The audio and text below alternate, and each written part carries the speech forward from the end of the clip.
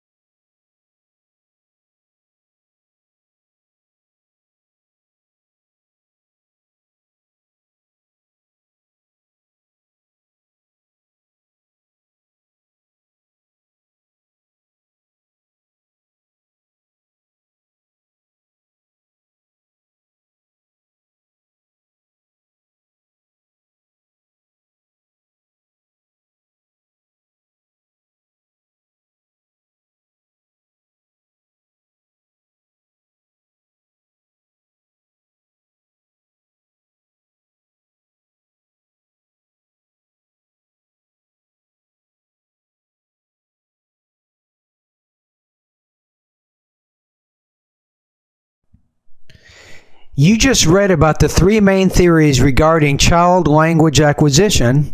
Now let's talk about some drawbacks of each theory. Regarding the imitation theory, children are able to produce many things in the adult language that were not imitated. For example, a child may say nana for banana, something that an adult would never say. Another problem with the imitation theory is that children make consistent errors that cannot be attributed to mispronunciation and which are still not ever heard in the adult grammar. When children make errors like drawed instead of drew, it indicates that children cannot simply be memorizing because adults do not make these types of errors. The last criticism of the imitation theory is that it does not explain how children can produce and understand novel utterances. For example, when a child says, "My nose is crying," which is something that an adult would never say, the imitation theory does not explain why children are able to produce this sentence when it was never received as input from an adult speaker. There are two main flaws with the reinforcement theory.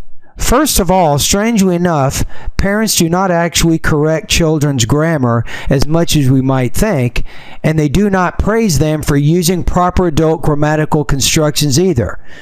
What parents do seem to do is praise children for being truthful. For example, if a child says, "A dog wants to eat," parents tend to correct the child if the sentence is not true, as in, "No, Jimmy, the dog doesn't want to eat, it just ate." On the other hand, if children are truthful but produce ungrammatical sentences such as, "Nancy goed to school yesterday," parents often respond by saying, "Yes, she did," without bothering to correct the child's use of the word goed. The second flaw with the reinforcement theory is that even when parents attempt to correct a child's grammar, there is little evidence that it has any great effect on the language development of the child. In most cases, children seem determined to continue to produce incorrect forms despite correction from adults. Perhaps the strongest of the three theories, the active construction of a grammar theory has two limitations.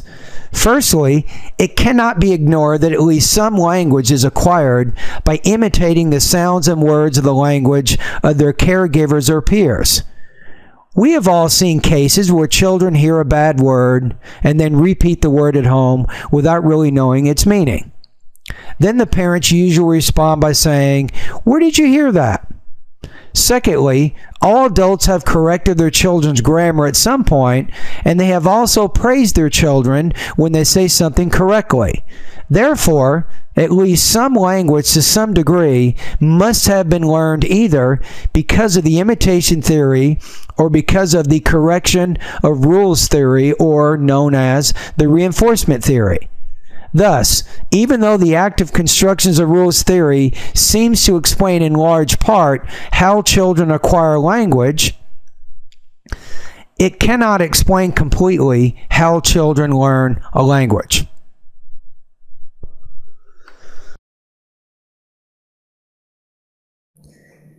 Read the question below. Use the remaining time indicated to plan and write your response. Your response will be judged on the quality of your writing, as well as how well your response presents the points in the lecture and the relationship to the reading passage. Typically, an effective response consists of 150 to 225 words.